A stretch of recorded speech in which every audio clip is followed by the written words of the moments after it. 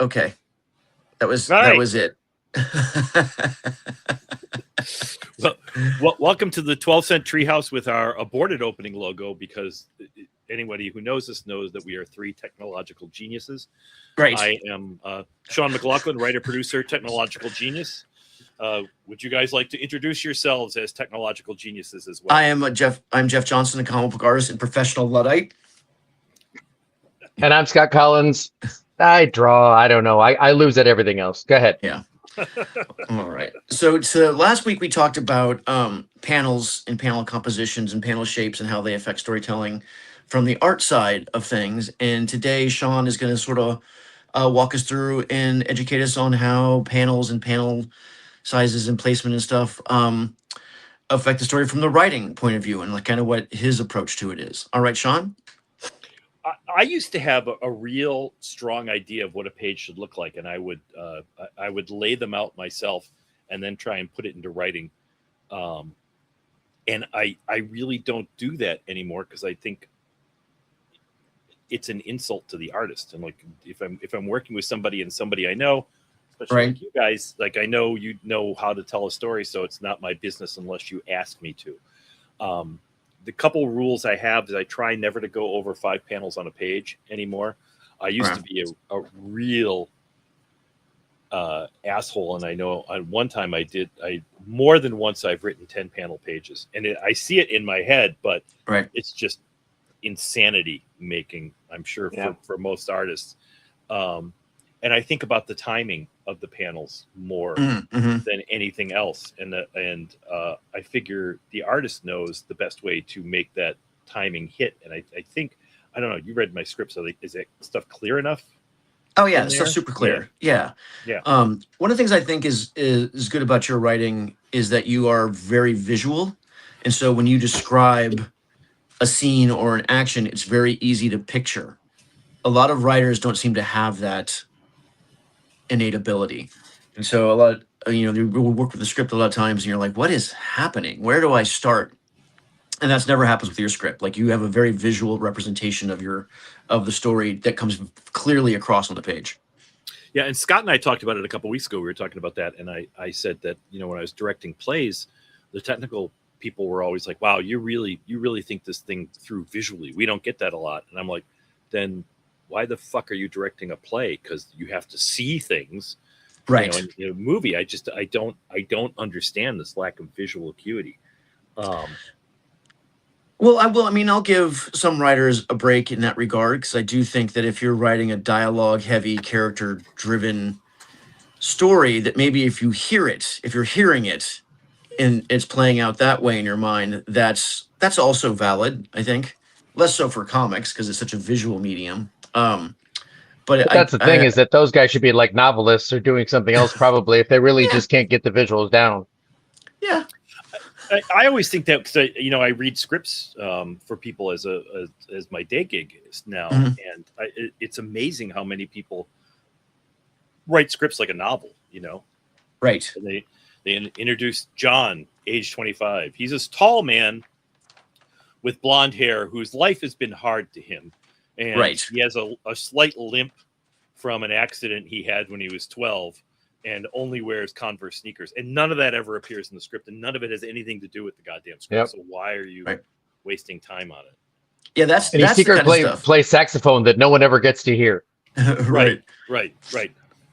I do think that actually is better in a comic book script. Like, let me know what this guy looks like and how he moves and that stuff.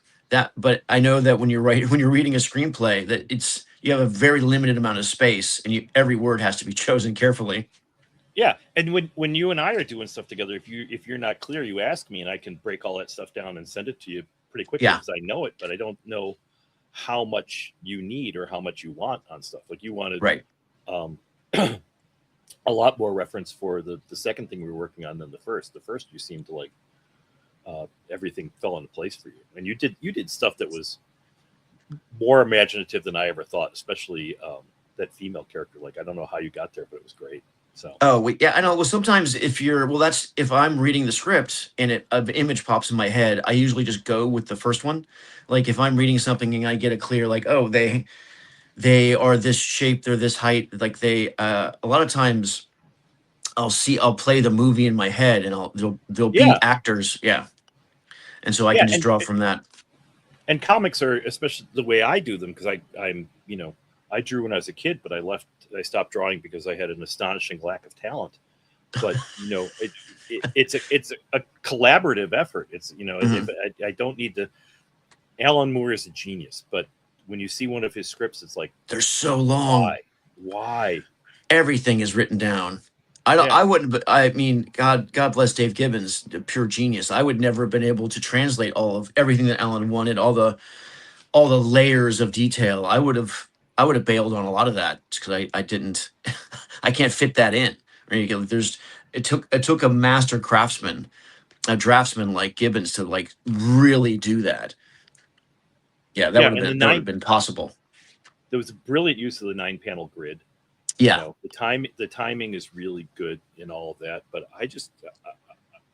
I would lose interest in a 22-page script pretty quickly if I was doing all that. So when you do things, go on. I'm sorry. I was gonna say, so when you said 9 panels and you normally stick to 5, when you're writing the script, do you kind of see panel shape and size, or just each panel is its own moment? Yeah, I sometimes see. It depends on what it is, but sometimes I do, and it's always influenced by the same like 4 or 5 people, and how the panels are laid out. Like I never really see like an Adams page with all those crazy panel shapes that are still carrying. We talked about last week. Sometimes they used to put the arrows in to show you. I never see that. I sometimes see a Steranko page, but that's mostly from the design aspect of how the page falls together, not from the individual panels. Right. But yeah, I see a page in my head. I see a panel, and I see how it falls out on the page. But that's not. It maybe working with somebody else it would be different, but I don't feel like I need to spell that out. Sometimes I have a really strong idea that it would impact the story in a certain way if a character is moving from left to right across the panel as opposed to right to left. Right. But other than that, I trust you guys to know what, like not to break the 180 rule unless you have to, or you think it's a good idea or something like that. It's, right. It's pointless. I mean, I've laid stuff out. I've done. I use I used to use a program called FrameForge, which was originally made for storyboarding for movies, and you get a bunch of stock characters that you can customize a little bit, and make them look. And I tried doing comics with that, and I was changing the panel things myself, but they wind up, they look like dead people, and it's just creepy with those 3D dolls. I've seen a lot of I've seen a lot of comics have tried, and they're always kind of interesting, but like the occasionally they'll try and do a comic with photographs of people posing and doing this stuff. Fumetti. Is that, yeah, there's a word for it. Yeah.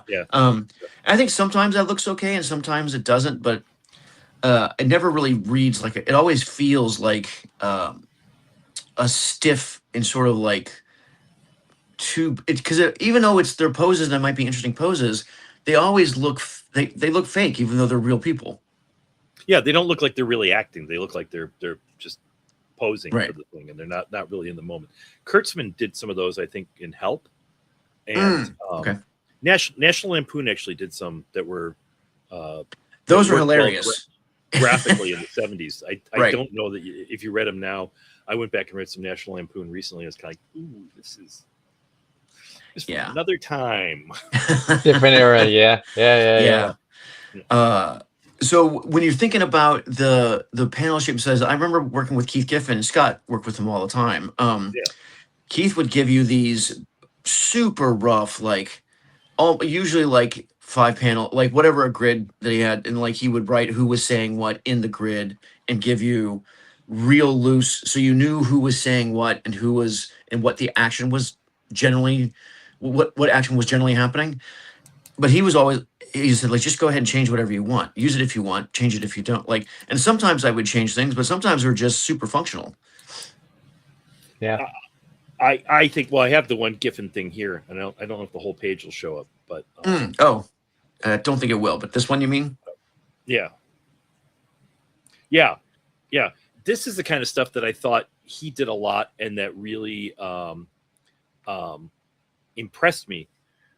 So this is about the time I was getting into comics, and it was cinematic in a while.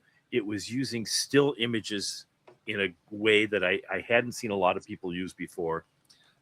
And I think he was Xeroxing a lot, or Kevin was Xeroxing a lot when he did the finals.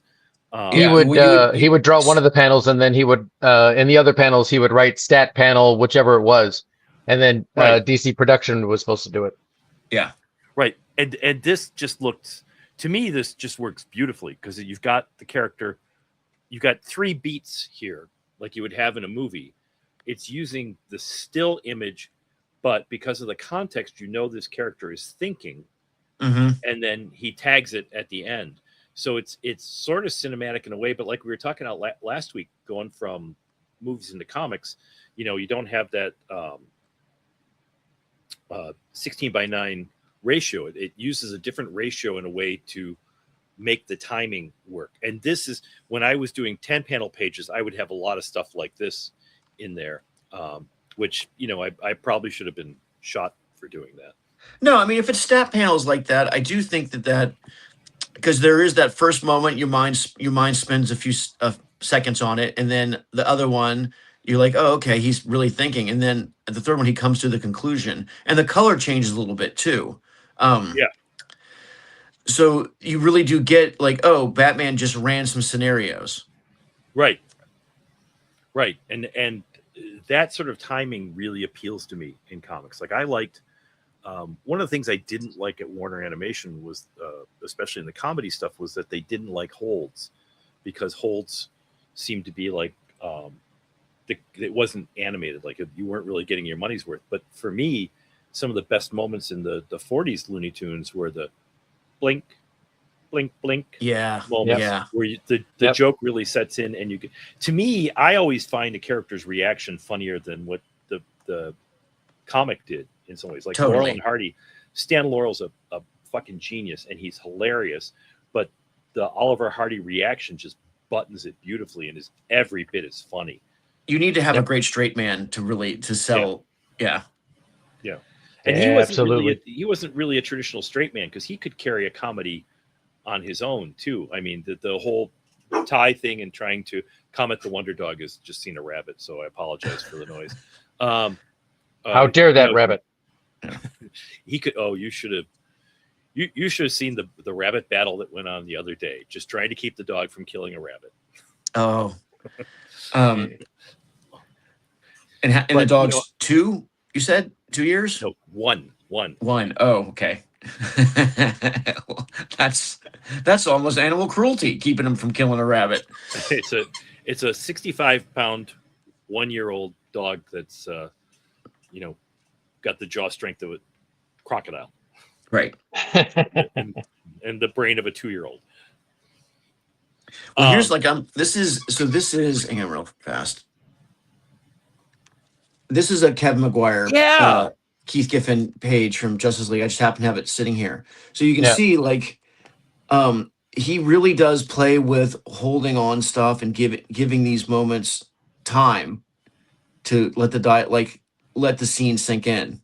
Yeah. And it made me crazy, because that's the period when I was at DC. Like, nobody else wanted that done.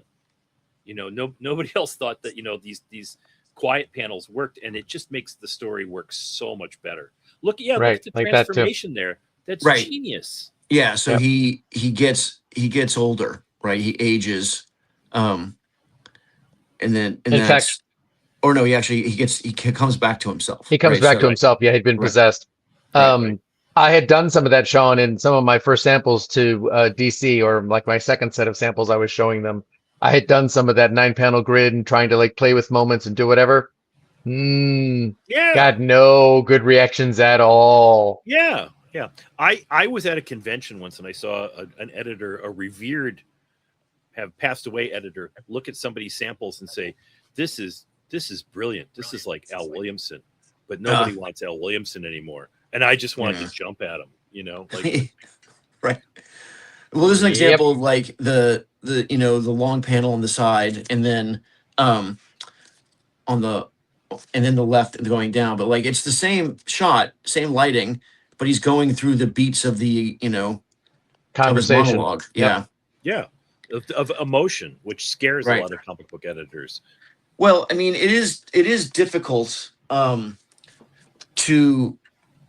for if your team's not good at it, it's hard, right? Yeah. It often, taking the time to really work out those expressions and work out the beats of whatever's being said definitely take more time than just having him snarl or cutting to a different scene. But I mean, I think that's one of the things that's beautiful about comics is you can get, especially in a good superhero comic like that, you get such a wide range of storytelling. Yeah, that's what Ditko is a genius, and then Romita came in, and what Romita's genius was that he took a character who had aged slightly and put him in a world that we could recognize, and it was, Romita mostly since the 50s when he did the Atlas superhero stuff had done romance comics, so the body language in that and the expressions tell a ton more of the story, and there's just not that many people who can do that anymore or who care to do that anymore. I think that, I mean, I do think that well, you have to really put yourself, I think that's where the personality of the writer and the various personalities of everyone working on the book really come together to make something different, because he was dealing with cool scripts, cool stuff was going on, and he was really able to make all those characters living, breathing people. And I think that was one of his genius moves. Like he could really do that. Kirby could make people live and breathe too, but I think his genius was much more the epic idea machine, constantly throwing out 1,000 concepts. Yep. When I was picking pages, I almost picked that Kirby fight with Batroc page. It's the 9 panels, and it's just that actual one, that everybody knows. Yeah, that's a great one. He just each cut is well thought out and worked in from the fight into the panel, and people they just want the big bam because they want what Mr. Chaykin calls great convention sketch art. Yes. Yeah. Well, here's a Chaykin page. One of the things I love that he does most of all, more than anyone else, I really think that does, is the inset panel. Right. It's that he's been doing that a lot lately. Yeah, it's kind of that overlay. It's almost like a quick cutaway back from the action. Right. This is from Fargo, the book he did last year. And there's three panels on this page that are all set up exactly the same, with the fight going on the right, and then on the left you have the people reacting to it, or right before the actual action of the moment hits. But you get the character action, character action, character action, and the timing works out because you've got a small panel, big panel, small panel, big panel. You get a hit of emotion, and then you've got a moment longer to work on this long panel of what's going on. And it's really cinematic storytelling. And I purposely picked something from Howard's more recent work because, he's one of those guys who just continues to develop. He doesn't rest on his laurels. He's not, into doing convention sketch art. He's into making a better comic than he did last time. Yeah. And he just really succeeds all the time. And he talks a lot about real estate of the page.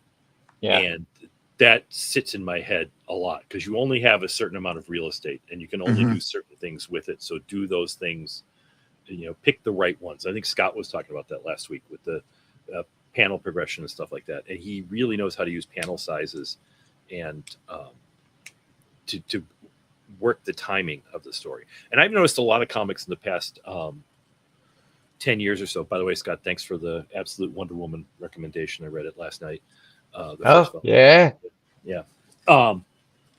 They go too fast. They're just blah, blah, blah, blah, blah, blah, blah, blah, blah. And it's kind of satisfying at the end, but you still don't, a lot of them don't feel like there's any weight to it. It feels like it's just action and convention sketch art.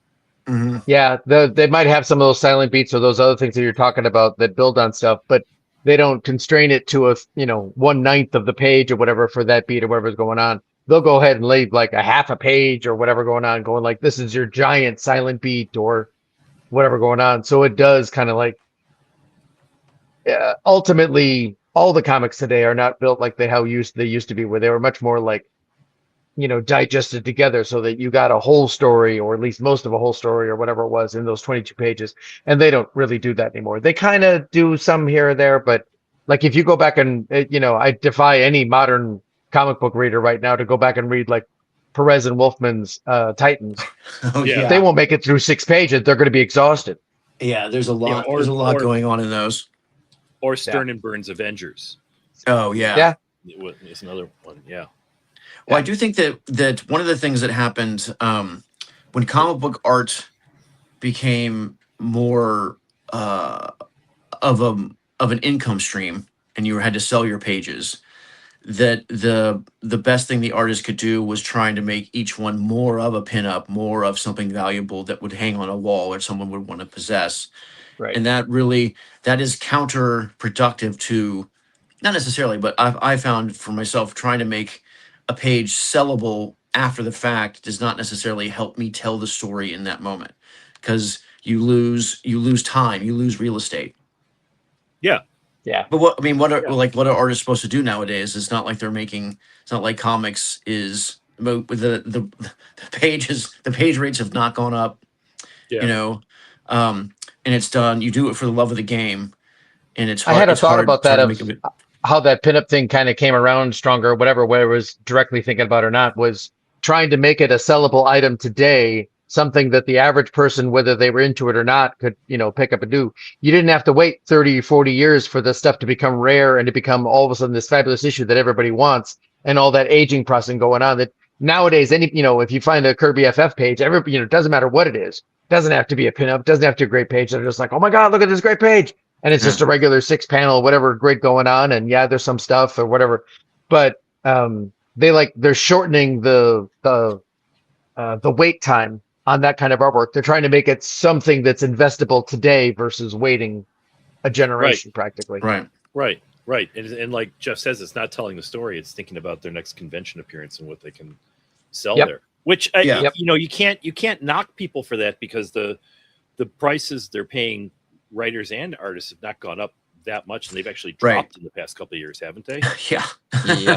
Yeah. It's definitely it's a skill set that is not as profitable as I believe it should be. And it's tough though, because I do think you can balance all those different agendas, except that I think that it makes it harder to you are thinking about, and when you're not thinking about just telling the story, if you're thinking about how can I make this a pinup page, how can I make this an advertising moment, how can I make this something that someone's going to want to buy at a convention, how can I make this splashy to get attention.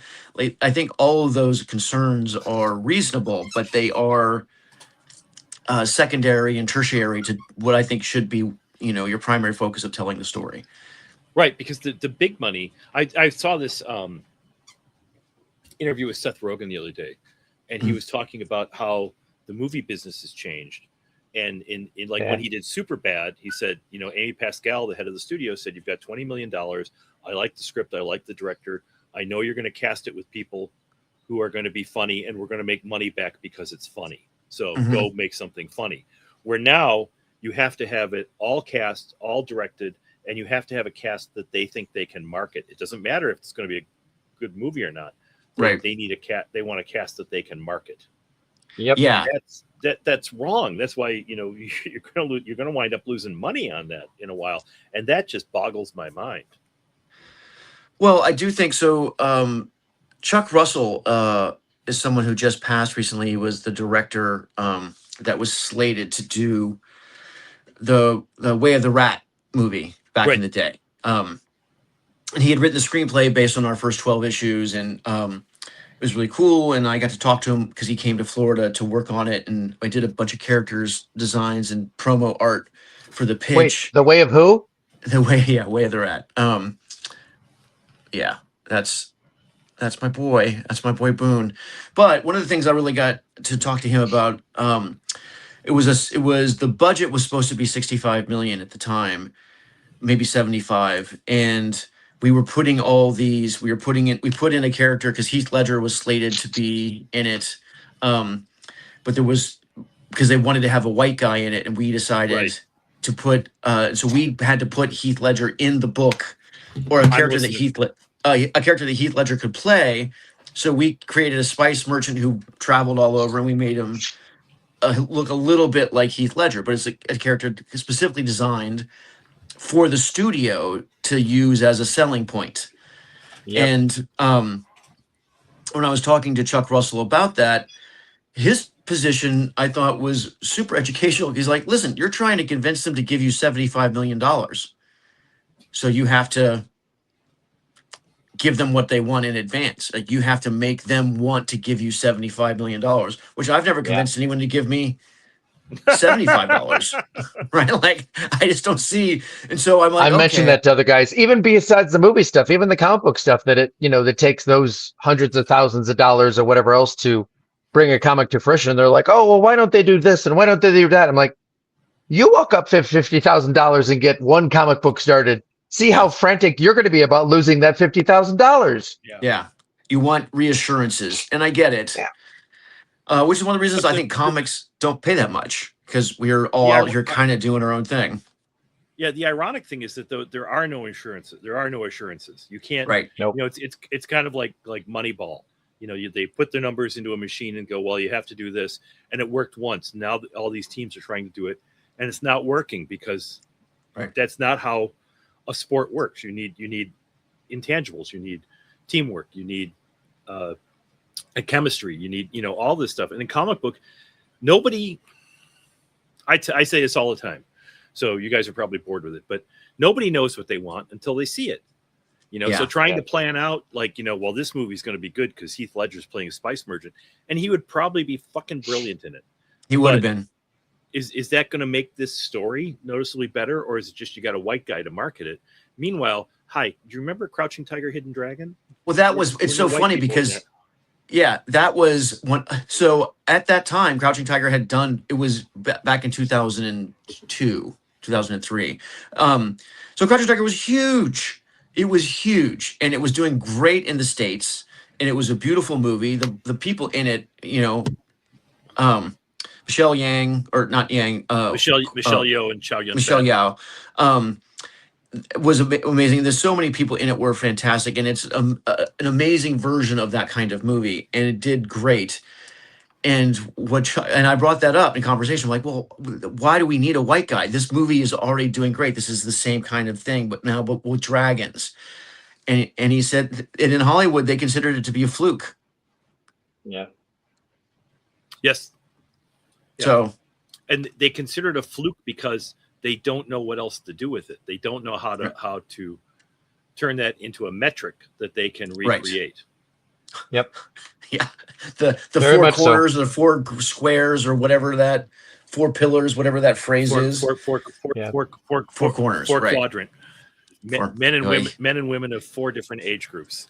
Just or can't you just make men below 25, women below 25, men over 25, and women over 25, because we're all monoliths, right? And all men over 25 want the same thing. Yeah, which for some people is usually a woman under 25, but that's a different episode. I mean, that is a dependable. That's a dependable statistic. Yeah. But you can't. Think about 1938 Superman. We're going to do a story about a guy in tights who kind of flies and is strong and is from a different planet.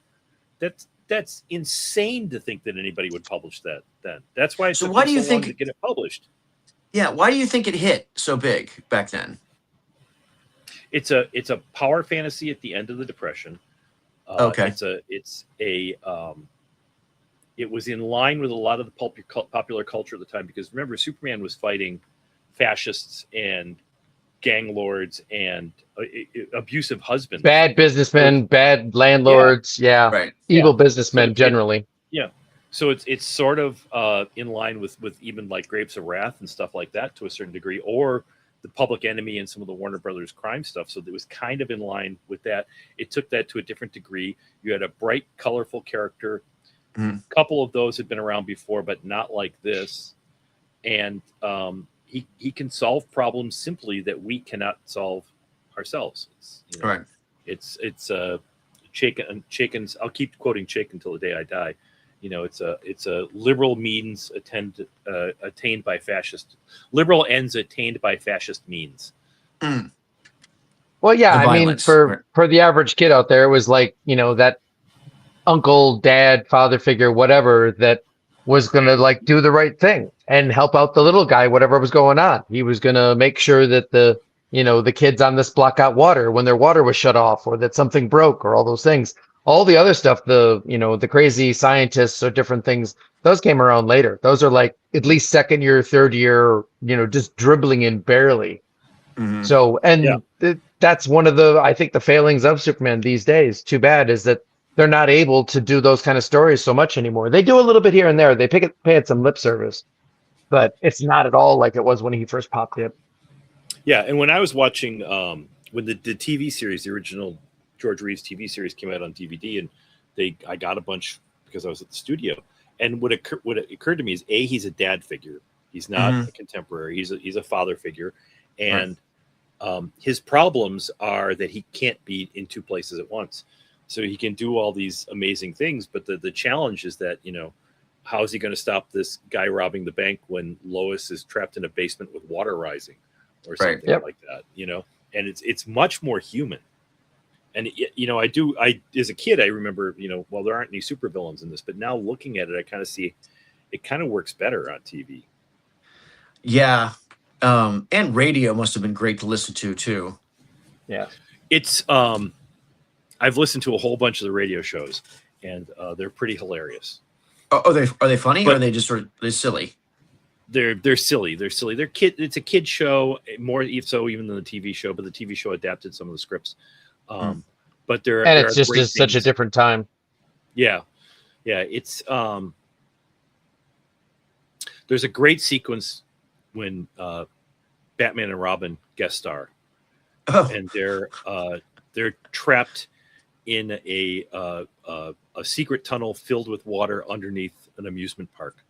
Okay. And perfect. They're trying to figure out some way to signal Superman, and Dan Reba, the directors at Warner Brothers, and I talked about it, and he had such a brilliant idea. He wanted to animate it with Flash, and you would see Superman, but when you cut to Batman and Robin, it would just be the two sets of eyes, the different shapes of the eye holes of the mask, and it'd be black except for the eyes and blinking occasionally while they talk, and it creates this great, tremendous image like that. The radio show really, I mean, they can do more stuff. They had a couple aliens and things like that, but I think part of the reason I have a good visual sense is that I got into old radio a lot when I was a kid, and listening to it, and you have to create those pictures in your head. Right. Yep. And I remember it sparked your imagination. Yeah. I would try and get storyboard artists to do that, cause you have sound effects and stuff like that. And it really does, make you think visually. Yeah. One of the things I think I love about comics, is that the sound effects are art. They are part of the art. They're part of the drawing. And so you see and hear things at the same time. Right. And so I do think that is one of the gifts of comics. Is I remember when I was when Megan first started getting into comics, my Megan first started getting into comics, it took her a little while to figure out how to read the dialogue and hear the dialogue in her mind and look at the picture at the same time. Right. And so you kind of, even though you don't use one eye for one and one eye for the other, it feels like you're doing two different things at the same time. You are. Absolutely. Yeah.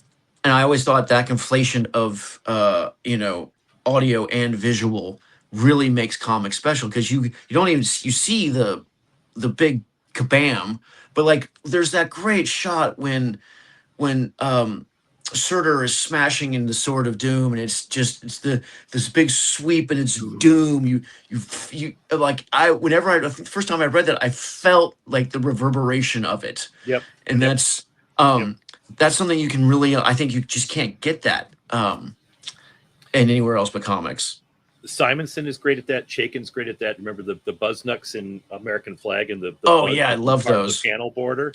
And that he would he would make sound effects part of the background. Yep. Like he would fill up the page with the sound effects. Yep. And so you really got that sense of ambient noise. Yeah, he is genius. Right. And that's, you can't do that in film. You in animation, maybe you can do it. Maybe you can get away with it once in a while, but you can't make it a regular thing. Right. You know, and in comics, it works all the time as long as you've got somebody. It works all the time in the hands of somebody competent. Right. Well, I think that because in comics, the sound actually is pure imagination. It's just part of your, and so you're not competing with real sound that you have in film and TV and animation. So it's all you. It's all that internal world. I remember seeing that Doom page for the first time, and that what a brilliant idea that is for a sound effect, because it's boom and doom, and it's telling you what's going on. And everything too. You know. Yeah. Well, I mean, that's one of the things where obviously he must, well, while writing that, he must have known what he was doing, right? He must have had that idea.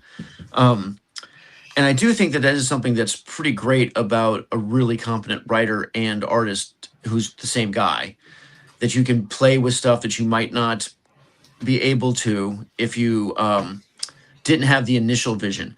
Though, if you were to explain that to me, like if you as a writer had that in your mind and you wrote it down and you had a pretty good image, I think that's something that would translate to a team. Yes. You've got the idea. Yeah.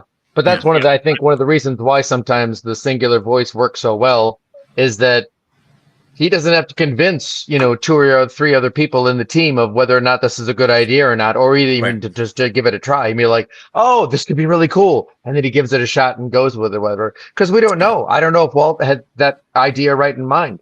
He may not have had that in his first pass and thinking about it when he was doing little layouts or thumbnails in his head or whatever he was doing. Right.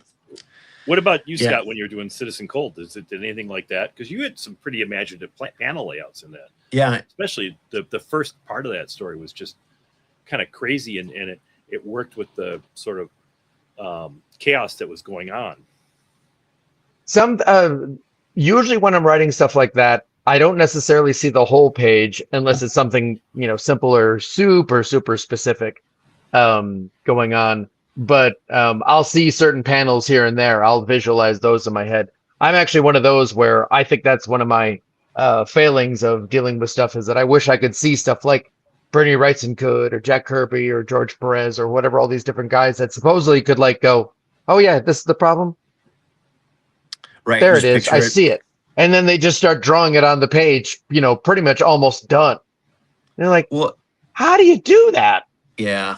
Well, incorporating the sound effect. I mean, that is something that I never really occurs to me to do, like the way Eisner would do it. I do think that is something that takes the idea of the comic that grab. Who was really good at that was Shannon Wheeler when he was doing Too Much Coffee Man. He was really like, I remember he was in the studio once and he was working on a Too Much Coffee Man page. It had a tree, and then through the roots there was a story going on with Too Much Coffee Man. And I was super impressed. I'm like, oh, this is actually what comics, like, this is a much better use of this real estate than the way I would have done it, which is had a bunch of panels and it would have been boring. It would not have been graphically interesting. And I do think that that takes, I mean, not everyone can do that. Right. But yeah, Scott, I almost never see anything like that in my head when I'm writing a comic. Yeah, I think for a long time in mainstream books, that was very much like almost shied against, because it is so complex and everything else, that the editors would be like, nah, I don't know if I'd do that. Right. Right. Well, you had another guy, Mort Meskin? Mort Meskin, who's a Golden Age artist. He did a lot of stuff. He did, my favorite stuff of his is the DC Vigilante and Johnny Quick, the original Johnny Quick. His panel layouts weren't that much. They were pretty standard, sort of like 6 or 9 panel grids, occasionally using a circle panel. But man, his splash pages were amazing. And this one, it didn't translate well in here, but it's, so the Vigilante is a cowboy superhero in the 40s, and his arch enemy was the Dummy, who was kind of like Charlie McCarthy in the top hat and thing. So he's not really threatening image himself because he's small, but in this, they make him a huge figure towering over vigilante action going out the bottom, but you can still see he's small because he's got two. Yes, the rabbits are back. Comet, congratulations. He's got two huge henchmen sitting behind him. So Right. Yeah. you know, Great visual idea. Yeah, I'll have to check that Making the guy's dummy big. work out. It is nice to talk to other comic book fans because a lot of times, I am pretty good about chasing back lineages of artists, but I've missed Mort Meskin. I totally don't know. I have no idea who that is. I'm not familiar with his stuff at all. I'm excited about looking it up. he went, like I said, he went on to work for Simon and Kirby Studio in the 50s, doing some of the black magic and romance stuff. Fun. Someone's hunting. Yeah, but you never rabbits. know what you're going to run across with those things. Yeah, Jeff, like you're saying, when we were talking to Mike Royer yesterday, there was a great story he told me where he was showing me the omnibus of Commandy. And what I didn't know was it, like in the last issues, I guess, you know, how it continued on after Jack left DC at that time, that Roy Thomas wound up writing some, but he said that, now I'm going to forget the name. Wasn't Don Heck, but was one of those guys. One of those mainstay 60s guys. Vinnie Coletta? No, it was a penciler. It was a guy. Robbins? Nope. Who's the guy? I don't know if you guys know. Who's the guy who worked with Kirby when he actually made the New Gods portfolio pieces? No. Sometimes he inked, or often inked, but Jack was very much appreciative of this guy. Oh, shoot. He also did, Dick Ayers. Yes. I think it was Dick Ayers. So then Royer tells me that Dick Ayers drew a bunch of these Commandees at the end that then Royer inked or whatever else went on. I'm like, what? I didn't know Dick Ayers penciled some of this stuff. I'd love to see those things. And I got to check it out now. I haven't had no clue that were in there in those Commandees. So was he like working for Jack and doing it sort of aping Jack's style and stuff? Because he was kind of close to Kirby's style too. I'm sure he could if he needed to. I don't know if he did or not. He might have to try with the continuity of the series. I have no idea, but I would guess that Jack had no connection at all with what went on with the book after he left. Right. Yeah, because I don't think he would have picked Roy Thomas to be the writer of the book if he was leaving the book. Just a guess. Yeah. I remember vividly buying that first issue of that and being really tied up in it. And when Kirby left, I was just old enough to know, there's an artist, he's going to a different company, and it just completely fell off after that. It just was not, didn't work anymore. But it was successful. I think it carried on for like another year or two. Yeah, I think so. Yeah. Well, Kirby had so many ideas. I mean, we did that Brave and the Bold episode. I did the opening episode that had Commandy in it. He's on with Dr. Canis, and he's riding a giant grasshopper, and it's all about getting batteries, right? That for them to use in one of the little science machines. But like what a great comic. Your hero's riding. He's got a dog best friend, and he's riding a giant grasshopper. And come on, you can't beat that. And he had that flower girlfriend too. Yeah. Ooh la la. Yeah, he had who wore her hair exactly right. And also his other best friend was a robot who looked exactly like the $6 Million Man. Oh, yes. Good times. Yeah. Ben Boxer. Ugh. Yep. Man, the shit that runs around up in here and then just comes out every once in a while. Well, we veered a little bit off of panels and stuff. So as we do. Yeah, that's okay. I'm fine with that. But I did have a question. So so the panel has, the shape and size define, how much time and space it takes, right? When you're writing, and I know that your writing has a rhythm to it and it has a beat to it. So when you're writing, are you just trying to capture those moments? Or are you thinking about how big something will be on a page? No, I'm just in the moment. Not Okay. anymore. rarely I'll have an idea. I think at like the end of the last one, I said that should be a splash or a half page with him standing over with the gun after the shooting. Right. But most of the time, no. I think you guys know better than I do. I mean, if I have a really strong idea, I'll say it. But right. The art. We mentioned this last week, though, Sean. You know this thing is like I told you. Like you get somebody who writes, say a 5 or a 7 panel page, and he wants panel 7 to be huge, whatever else going on. But then he overwrites panels 1 through 6, so there's tons of dialogue. You know that. So that you don't overload, if you do want a bigger or smaller moment or whatever going on with the page or something like that, you don't overload those. Or if you actually write that 10 panel page, you don't give everybody 3 balloons in every one of those panels, that kind of stuff. Right. Yeah. Right. I have a really good idea of the time. I don't, when I use captions now, I don't use captions to explain what's going on that much. I use them to explain interior, what the characters are thinking or what we're going to go to next with somebody saying something that will lead us to the next scene. And I know it's like 1 beat, 2 beat, 3 beat, 4 beat is a piece of dialogue. And then you repeat that. You don't do much more than that because it's insane. It stops the story dead. It worked in some stuff in the 70s, like maybe McGregor's Black Panther. But I couldn't do that, and I wouldn't want to do that because that to me is a different kind of comic. It's not the comic I'm interested in. I'm more interested in Eisner, Chaykin. That page, the Chaykin page I showed that we showed the 2 panels from. There's no dialogue on that. It's just letting this shit happen, and I love that. I do think that putting dialogue over a punch always rings false to me, right? Yeah. Unless you're Spider-Man. Spider-Man always talks through the punch. Well, Spider-Man is did you guys see the clip of Tom Holland's dad, who's a stand-up comic? No. He said, my son, I have 4 boys. My oldest son is Tom Holland, who you might know. He's Spider-Man. And I know I'm not supposed to have favorites, but I think you can make an exception when Spider-Man. When is Spider-Man?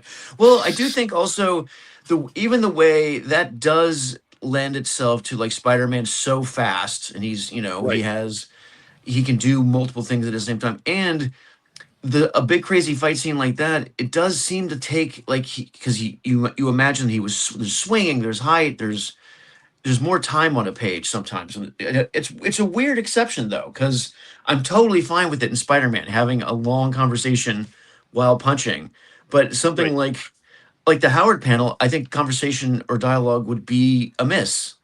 Right. Yeah. It would spoil the timing. It would spoil the effect of what's going on. And it would just, what I really hate in comics and that I really try not to do is having a caption or a piece of dialogue that explains what's going on. Right. That's radio with pictures to me. Yeah.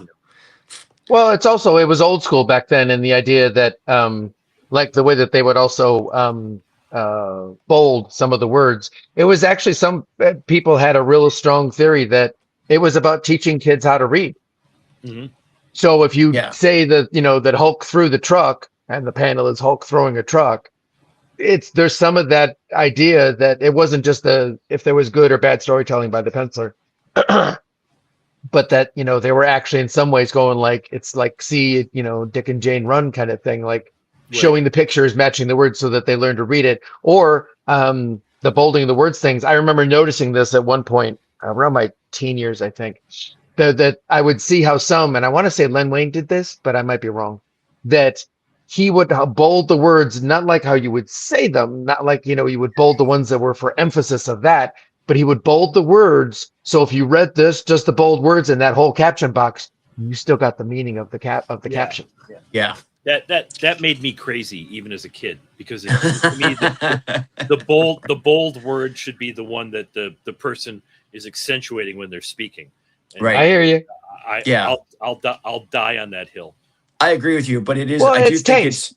it's Well, but also he it's, was definitely doing it so you could skim. I have friends who read comics and they just at one point they told me, it's like, oh no, I ignore captions. I don't even read them. I'm like, what? But they're there for a reason. But I think the caption needs to really have a reason beyond just telling you what's going on. It's got to have a part of the timing of the story and a part of the emotion of the story. And I think one of the reasons McGregor's worked was because there was a lot of emotion in them. Mm-hmm.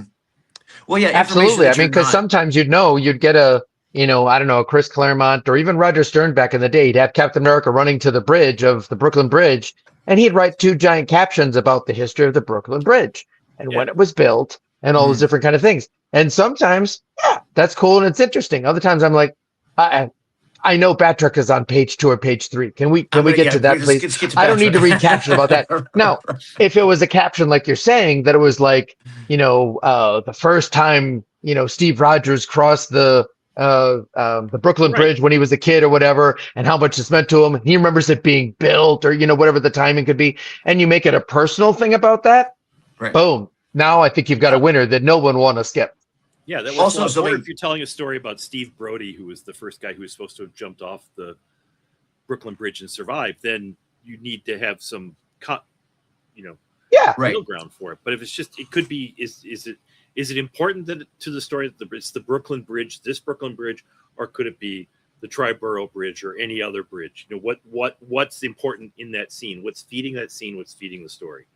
Right. Every detail should lead somewhere. It's Chekhov's gun. It's always Chekhov's gun. Yeah. Like, why are we seeing this? What are we doing? And I do think the comics. There used to be a fair amount of those that they didn't. They fluffed it. They filled in some space, this and that. There were tons of those comics. I think I told you this myself too. I would skip certain. By the time I read it 3, 5, 10 times later on, I'd be like, all right, I'll read this caption and see if it. And sometimes it added something to it, but often ones I remember anyway, they really didn't add to it. Yeah. Yeah. Well, there's an old, I think it's Bernie Wrightson's first work. Maybe I think it's House of Mystery. I don't know if you guys ever read that. Yeah.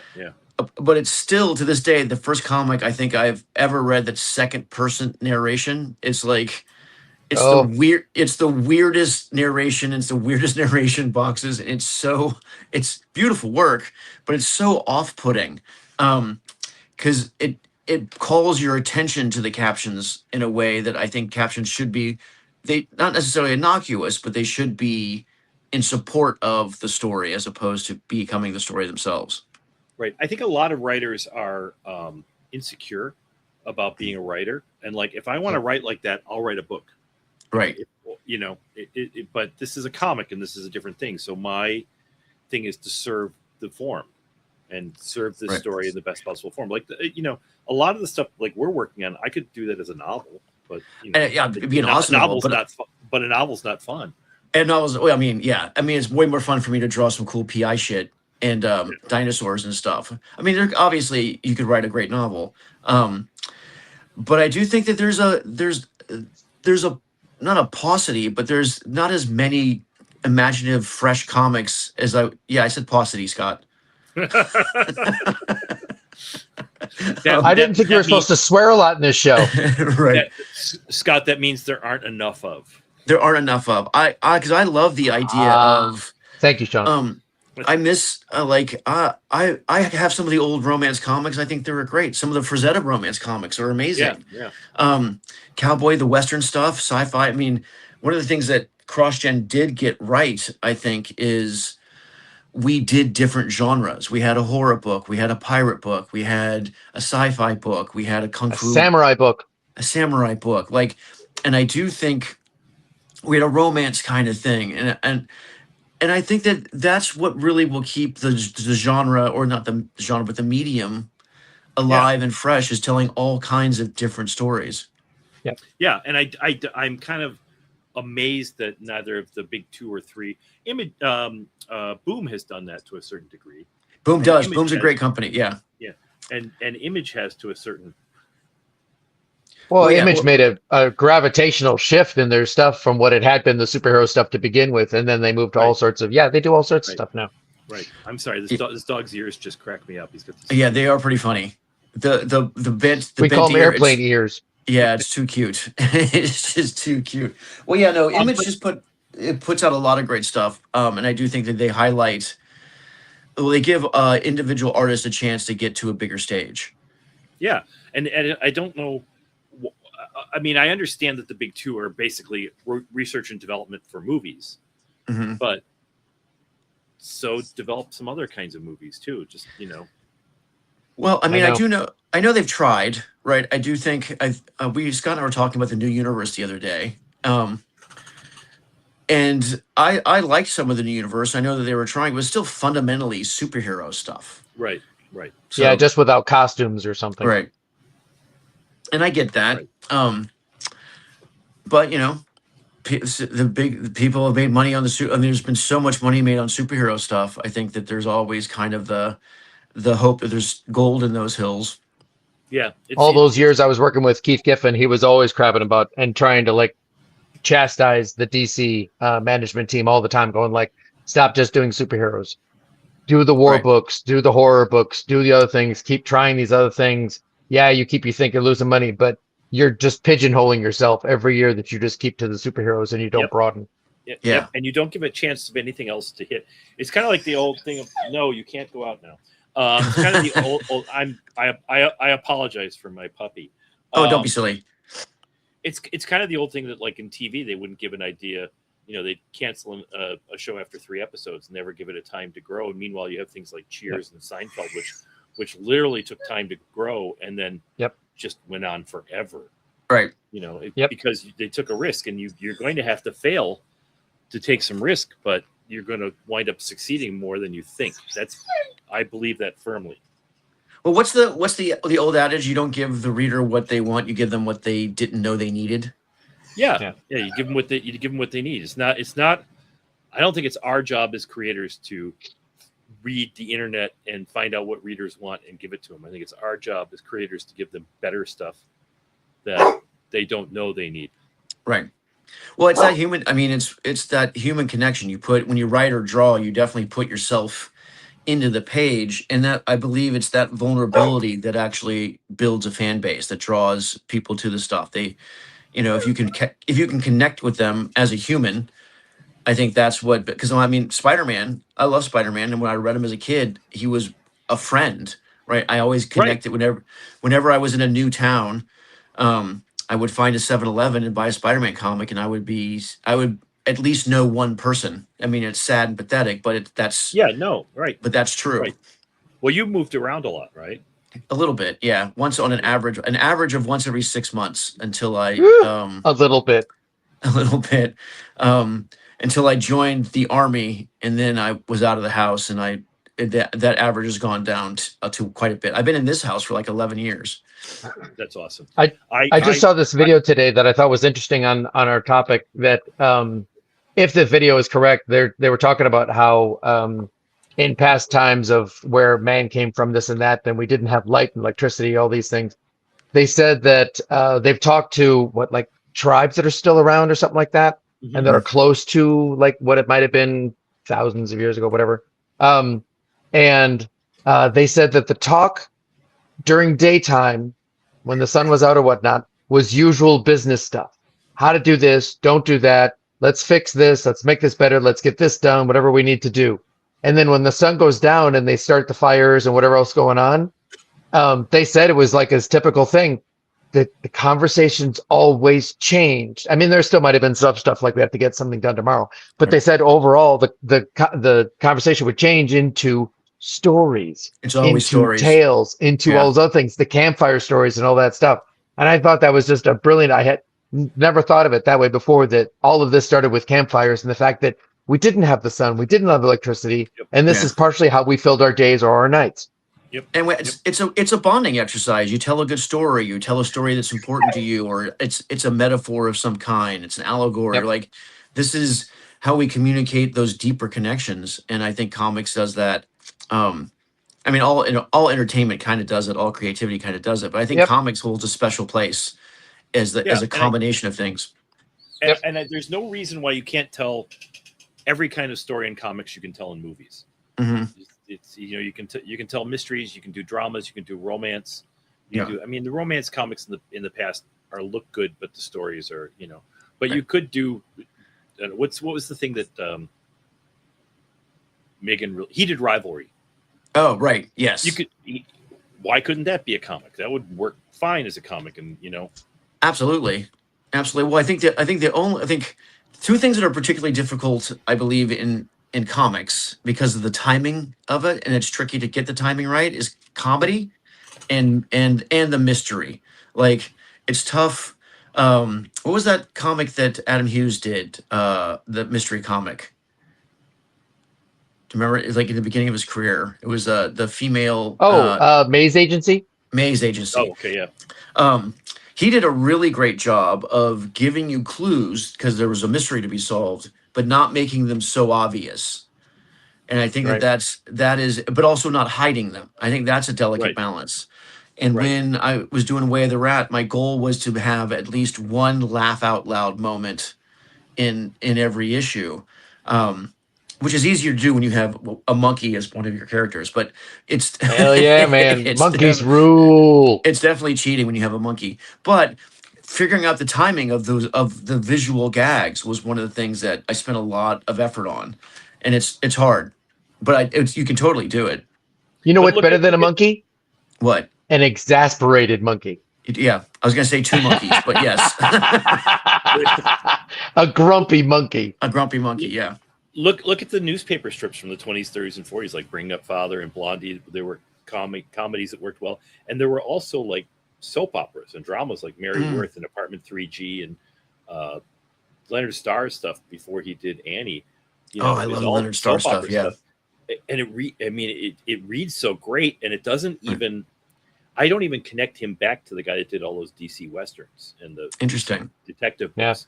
It just seems like such a different thing. And I remember being a kid and reading On Stage in the newspaper. On Stage was brilliant.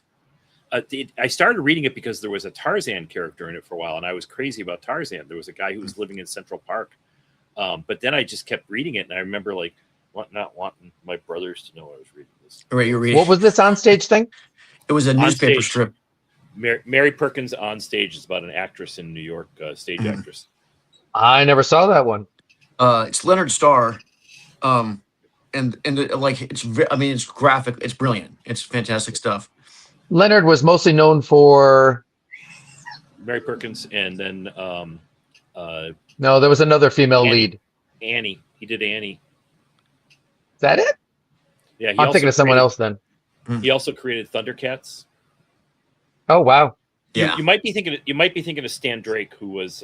That's who I was thinking of. Yeah, he was Leonard's office mate when he was doing Apartment 3G, I think. Oh my God, I'm such a nerd. I don't know. There was something like that, but there was also like one of those that Neil Adams, like I don't know if he helped on or did later stuff, but Neil would refer to that one and just the absolute artistry and all that stuff of Stan Drake and those guys. Great storytelling. Well, I mean, here's wow. There you go. Secret Agent X9. This stuff is, it's just 3 panels on a strip every day, but it's like, let's have spy stuff, right? It just proves you can do great spy stuff. You can do anything. Yeah. Hey, stop making your monkey noises. All right, fellas. Well, we veered off from. I think I got a lot of information out of that. Thanks, Sean. Has the hour gone by? Yeah, it already did. Yeah. Yeah. We went off topic, but I think in a wise way. Yes. I'm gonna show Scott's Surfer. Well, I didn't finish. I was trying to finish, but that's cool. That's so cool. I love the Kirby crackle. Yeah. Did you just use one pen, or did you use a lighter one? There's a light and a dark pen. So there's the lighter color and the dark. And I've got a little system down where I'll start with the dark one. I'll go back for some of this stuff later on, and then I kind of wash it out a little bit and do other things with it as I do stuff, whatever. But it washes that a little bit, and then I'm gonna come back later when I finish, and then I'll like do stuff again. So there's like extra gradients in there of different stuff. Yeah, Scott has a really great Kirby dot technique that it makes Been working on that thing for years. It's it's Kirby dots, but it's Collins dots. You know, it's Collins dots. It's informed by. It's not copied of like right. some people we used to work with. Yeah, I have a system that's I have my own Kirby dot system. Yep. But Scott's looks better than mine because he's got that extra gray in there. It's awesome. Yeah. All right, fellas. Well, so next week there won't be a show because some of us are at a convention. We'll be out of town. But then after that, I thought it would be fun for us to all we'll talk about the topic while doing the topic, and we're gonna work on a cover. Sounds good. Yeah. Woohoo! All right, friends. Right. Thanks, everybody. Be good to each other.